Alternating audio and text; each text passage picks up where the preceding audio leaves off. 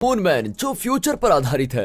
तो मूवी की शुरुआत में एक बहुत बड़ा एस्टेरॉयड धरती की ओर आ रहा होता है। अब इसको रोकने के लिए अंतर्राष्ट्रीय ऑपरेशन प्लान किया जाता है, जिसका नेतृत्व चाइनीज सरकार कर रही होती है। ऑपरेशन का नाम है UNMS, जिसमें चांद पर बनाए गए स्पेस स्टेशन से कुछ सुपर न्यूक्लियर मिसाइल्स लॉन्च किए जाएंगे, जो एस्टेरॉयड को रास्ते में तोड़ देंगे। एस्टेरॉयड के टुकड़ों को चांद रोक लेगा और इस तरह धरती पर एस्टेरॉयड के टुकड़े कभी नहीं गिरेंगे।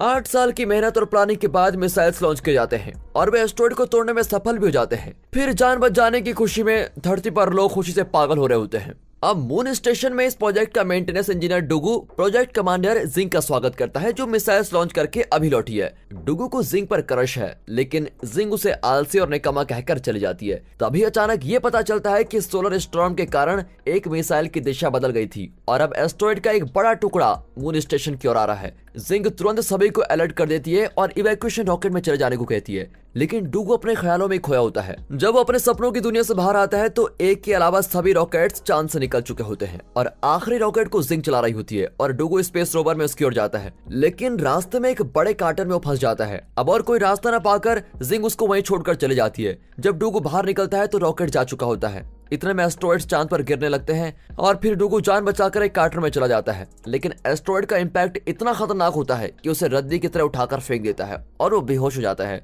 इतने में एक और एस्टेरॉयड चांद के ऊपर से होकर धरती की ओर तेजी से चला आता है। अब होश आते ही डुगू अपने टीममेट्स को कोसने लगता है और देखता है कि एक बड़ा एस्टेरॉयड धरती को इम्पैक्ट करने जा रहा है। कुछ ही देर में धरती पर एक बड़ा एक्सप्लोजन होता है और धरती का एक हिस्सा बिल्कुल खत्म हो जाता है। अब डुगू जल्दी से लूनार बेस में जाकर धरती के ह्यूमन से कांटेक्ट करने की कोशिश करता है, लेकिन उसको कोई जवाब नहीं आता और इस तरह कई दिन गुजर जाते हैं और डुगू को यकीन हो जाता है कि पूरे यूनिवर्स में उसके अलावा और कोई ह्यूमन जिंदा है ही नहीं। वो अपने मरे हुए टीममेट्स को श्रद्धांजलि देता है, लेकिन उसे खुशी होती है कि उसके पास बहुत सारा खाना स्टॉक में है, जिससे वो 80 साल तक जिंदा रह सकेगा। एक दिन वो जिंग के कमरे में जाता है। अकेलेपन से वो एकदम पागल हो चुका है और जिंग की एक इमेज के साथ डेटिंग करने लगता है। इसी बीच हमें दिखाया जाता है कि कुछ ह्यूमंस एस्टेरॉयड से बच गए थे और जिंग और उसकी टीममेट्स धरती पर सुरक्षित पहुंच गए हैं। धरती के अंडरग्राउंड बेस में जिंग और उसके साथी डुगू का सारा पागलपन देख रहे होते हैं। उसकी हरकतें देखकर सभी चौंक जाते हैं, लेकिन प्रोजेक्ट चेयरमैन कहता है कि तुम्हें डुगू को कांटेक्ट करना चाहिए। वो डुगू के सर्वाइवल की कहानी को धरती पर जिंदा बचे ह्यूमंस को दिखाना चाहता है,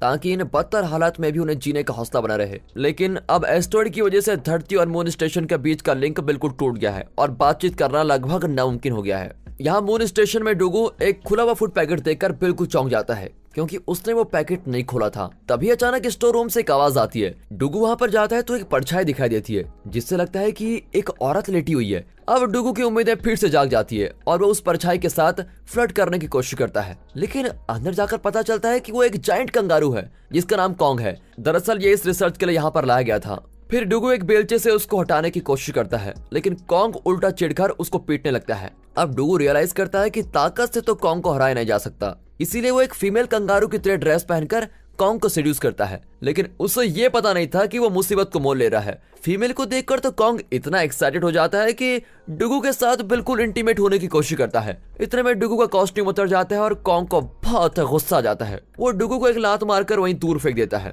अब इस पार्ट को देखकर धरती पर सभी को शौक पे शौक लग रहा होता है, लेकिन यहाँ डुगू हार नहीं मानता और अपनी गैटलिंग गन निकालकर कॉन्ग पर प्लास्टिक बॉल्स फायर करने लगता है। फिर कॉन्ग घबराकर कुछ देर के लिए भाग जाता है, लेकिन बाद में आकर डुगू को धनाधन पीटता है। लड़ाई में दोनों ही जमीन पर गिर जाते हैं। जब डुगू खुद को संभल कर उठता है तो देखता है कि उसे कम्युनिकेशन सिग्नल्स मिल रहे हैं और अब वो खुश भी हो जाता है कि धरती पर ह्यूमंस अभी भी जिंदा है, लेकिन उसे ये नहीं पता कि कॉन्ग की पूंछ के हिलने से ये सिग्नल मिला है। फिर वापस धरती पर जाने की उम्मीद से अब डुगू बहुत इमोशनल हो जाता है और कॉन्ग के साथ अपनी फीलिंग्स को शेयर करता है, लेकिन कॉन्ग उसके रोने धोने में कोई इंटरेस्ट नहीं दिखाता और डुगू को एक तगड़ा पंच करता है। इस तरह 200 दिन बीत जाते हैं और अब डुगू को कॉन्ग की आदत पड़ गई है, लेकिन उसने एक एस्केप प्लान बना लिया है। दरअसल अपोलो 18 मिशन का एक स्पेसक्राफ्ट यहीं पर है, जिसकी मदद से वो पास ही के किसी स्पेस स्टेशन तक पहुंच सकता है। फिर उस एस्केप स्टेशन के एस्केप पॉड्स में वो धरती पर लौट सकता है। अब एक दिन डुगू और कॉन्ग उस पुराने स्पेसक्राफ्ट की तलाश करते हैं और उसे मून स्टेशन पर लेके आते हैं, लेकिन डुगू को पता चलता है कि ये स्पेसक्राफ्ट सिर्फ 20 पाउंड वजन ही कैरी कर सकता है, लेकिन अगर इसका प्रोपल्शन सिस्टम चेंज किया जाए तो ये प्रॉब्लम सॉल्व हो सकती है।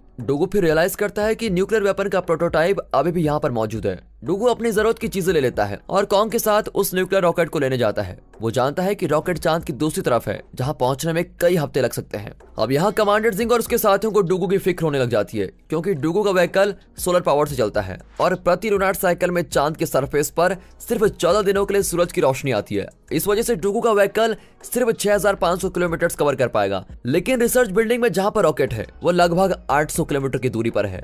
इसका मतलब है कि बीच रास्ते में ही चांद पर सूर्यास्त हो जाएगा और डुगू का व्हीकल भी रुक जाएगा और तब डुगू फ्रीज होकर मर जाएगा। जब जिंग की टीम इस तरह उम्मीद खो चुकी होती है तो वे नोटिस करते हैं कि डुगू अपोजिट डायरेक्शन में जा रहा है। दरअसल डुगू ने सनलाइट को चेस करने का फैसला किया है, क्योंकि चांद सिर्फ 16 किलोमीटर प्रति घंटे की रफ्तार से रोटेट होता है और इस प्लान के अनुसार उसे अपना मिशन कंप्लीट करने के लिए 41 दिन लगेंगे, जब सूरज की रोशनी उसको लगातार मिलती रहेगी। लेकिन 41 दिनों में वो रोज सिर्फ 4 घंटे सो पाएगा। अब इस खतरनाक और लंबे सफर में डुगू दिन भर दिन कमजोर और लाचार फील करने लगता है और उसको हालुसिनेशन भी होने लग जाते हैं। लेकिन कॉन्ग उसको मोटिवेट करता रहता है कि आगे बढ़ो, सब कुछ ठीक हो जाएगा। एक लंबे और खतरनाक सफर के बाद दोनों उस रिसर्च फैसिलिटी में पहुंच जाते हैं। अंदर डुगू को न्यूक्लियर वारहेड मिलता है, जिसे वो धीरे से जमीन पर रखता है। अब कॉन्ग कंट्रोल बटन से खेलने लगता है, जिसकी वजह से डुगू को डर होता है कि कहीं कॉन्ग इस मिशन को फ्लॉप न कर दे। फिर वॉरहेड लेकर लौटते वक्त डुगू कॉन्ग को एक ट्रंक में बंद कर देता है, ताकि वो इस मिशन के साथ दोबारा खिलवाड़ न करे। और फिर इस लंबे सफर में वो खुद को मोटिवेट करने के लिए लाउड म्यूजिक प्ले करने लगता है और नोटिस नहीं करता है कि रास्ते में ट्रंक व्हीकल से अलग हो गया है। और अब कई 100 किलोमीटर के सफर के बाद वो रियलाइज करता है कि कॉन्ग पीछे छूट गया है। अब वो बड़ी दुविधा में होता है, क्योंकि अगर वो कॉन्ग को लेने वापस गया तो सनलाइट को खो देगा और बीच रास्ते में ही व्हीकल रुक जाएगा। अगर वो वापस नहीं गया तो कॉन्ग फ्रीज होकर वहीं मर जाएगा। लेकिन डुगू अपनी जान को खतरे में डालकर कॉन्ग को बचाने के लिए चला ही जाता है और कई घंटों के सफर के बाद वो कॉन्ग तक पहुंच ही जाता है। फिर कॉन्ग खुशी के मारे उसको चाटने लगता है। फिर दोनों मून स्टेशन तक के सफर को कंटिन्यू करते हैं। अब सूरज उनके व्हीकल से दूर जाने लगता है और दोनों बड़ी मुश्किल से जागते रहते हैं। लेकिन लगता है डुगू हार के जीतने वाला बाजीगर है। वो व्हीकल की बैटरी को आखिर तक चलाता है और बैटरी सेव करने के लिए अंदर का हीट भी ऑफ कर देता है। आखिर बैटरी पूरी तरह खत्म हो जाती है और व्हीकल मून स्टेशन से 55 किलोमीटर की दूरी पर रुक जाता है। अब उनके पास सिर्फ 3 घंटे का ऑक्सीजन होता है। डुगू जानता है कि यहाँ कोई चमत्कार नहीं होने वाला है, इसलिए दोनों व्हीकल से बाहर आकर अपनी मौत का इंतजार करते हैं। पर डुगू नोटिस करता है कि कॉन्ग लाइट के रिफ्लेक्शन से अट्रैक्ट होता है। तब उसको एक आइडिया आता है। वो अपनी व्हीकल का दरवाजा तोड़ता है और उसे एक बर्फ गाड़ी की तरह कॉन्ग के साथ बांध देता है। फिर वो कॉन्ग के आगे लाइट फ्लैश करता है, जिससे कॉन्ग तेजी से चेज करने लगता है। डुगू उसके साथ खींचा चला जाता है। रास्ते में एक बहुत बड़ा क्रेटर होता है, पर डुगू तो बाजीगर है। वो कॉन्ग को इंस्ट्रक्ट करता है कि अगर तुम असली कंगारू के बच्चे हो तो छलांग मारो। कॉन्ग बिल्कुल वैसा ही करता है। तब डुगू अपने गैस टैंक को खोल देता है, जिसके प्रेशर से वो कार्टर के उस तरफ पहुंच जाते हैं और इस तरह दोनों जिंदा मून स्टेशन पर पहुंच जाते हैं। धरती पर चेयरमैन ये सब कुछ ब्रॉडकास्ट कर रहा होता है और इससे लोगों को इंस्पिरेशन मिलती है कि बुरे से बुरे हालात में भी इंसानियत जिंदा रह सकती है। डुगू फिर कोशिश करके वारहेड को बेस स्टेशन में लेके आता है और धरती पर लौटने की तैयारी करने लगता है। लेकिन वो नहीं जानता है कि एक और एस्ट्रॉइड धरती की ओर बढ़ रहा है। डुगू को एक और सिग्नल मिलता है और वो बहुत खुश हो जाता है कि धरती से ह्यूमंस उसको कांटेक्ट करने की कोशिश कर रहे हैं। पर जल्दी उसकी खुशी निराशा में बदल जाती है, क्योंकि ये असली सिग्नल नहीं था, बल्कि कॉन्ग वायर के साथ खेल रहा था। एक बार फिर डुगू को लगता है कि धरती पर कोई नहीं है और इसलिए वहां जाना बेकार है। लेकिन धरती के लोग नहीं चाहते कि वो मायूस हो, इसीलिए वो एक जगह इकट्ठा होकर चांद की ओर अपनी फ्लैशलाइट दिखाते हैं। आखिर डुगू उन टिमटिमाते फ्लैशलाइट्स को देख रहा होता है और बड़ा इमोशनल हो जाता है कि अब वो अकेला नहीं है, कोई तो है उसके साथ। उसकी हिम्मत बढ़ जाती है और वो अपने रिसीवर्स को रीअलाइन करके धरती से कम्युनिकेट करता है। फिर वो अपनी क्रश जिंग से भी बात करता है। एक बार प्राइवेट में बातें करते वक्त डुगू जिंग को बता ही देता है कि मैंने सिर्फ तुम्हारे लिए यूएनएमएस मिशन ज्वाइन किया था। जिंग भी बड़ी इमोशनल हो जाती है कि उसने डुगू को वहां छोड़ दिया और वो यहाँ वापस चले आई। फिर वो डुगू से माफी मांगती है। अगले सीन में डुगू अपने टीममेट्स की सलाह लेकर रॉकेट के प्रोपल्शन सिस्टम को मॉडिफाई करता है। फिर डुगू और कॉन्ग धरती पर लौटने के लिए लूनार ऑर्बिट में सुरक्षित पहुंच जाते हैं, पर वे नहीं जानते कि एक और एस्ट्रॉइड धरती की ओर बढ़ रहा है। डुगू लूनार सिस्टम में पहुंचकर वहां के एस्केप पॉड्स को तैयार करता है। तभी जिंग को उस एस्ट्रॉइड के बारे में पता चलता है जो धरती को मिटा देगा। यूएनएमएस हेडक्वार्टर से मैसेज आता है कि अब सिर्फ डुगू इंसानियत को मिटने से बचा सकता है, क्योंकि लूनार स्पेस स्टेशन में न्यूक्लियर वेपन है जिससे उस एस्ट्रॉइड को रोका जा सकता है। जब जिंग डुगू को ये बात बताती है तो वो इंसानियत की खातिर अपनी बलि चढ़ाने के लिए तैयार हो जाता है। अब यूएनएमएस हेडक्वार्टर से सभी को चेतावनी दी जाती है कि वे अपने शेल्टर्स में लौट जाएं और बुरे से बुरे अंजाम के लिए बिल्कुल तैयार रहें। स्पेस में डुगू कॉन्ग को अलविदा कहता है और उसे एक एस्केप पॉड में भेज देता है ताकि वो धरती पर से पहुंच जाए।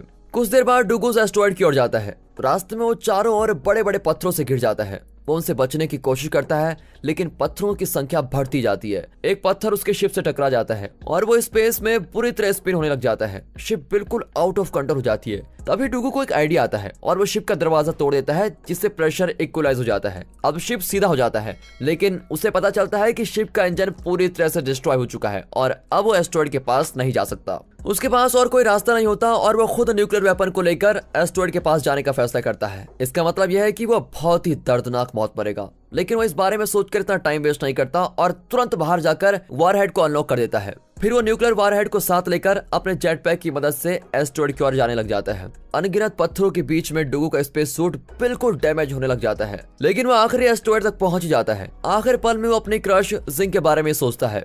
फिर एक पावरफुल एक्सप्लोजन होता है और एस्टेरॉयड के टुकड़े टुकड़े हो जाते हैं। धरती पर सभी शेल्टर से बाहर आकर आसमान में होते हुए एक्सप्लोजन को देखते हैं और चैन की सांस लेते हैं कि वे इस एपोक्लिप्स से बच गए। लेकिन उन्हें दुख भी होता है कि डुगू को इस तरह अपनी लाइफ सैक्रिफाइस करनी पड़ी। कई साल बीत चुके हैं और अब हम ह्यूमंस ने धरती को पहला जैसा बना दिया है। कॉन्ग को वापस उसके नेचुरल हैबिटेट में भेजा जाता है। जिंग और उसकी टीम को फिर से चांद पर भेजा जा रहा है ताकि वे इस तरह के एस्टेरॉयड से धरती को प्रोटेक्ट कर सके। और दोस्तों, इसी के साथ ये मूवी यहाँ पर खत्म होती है।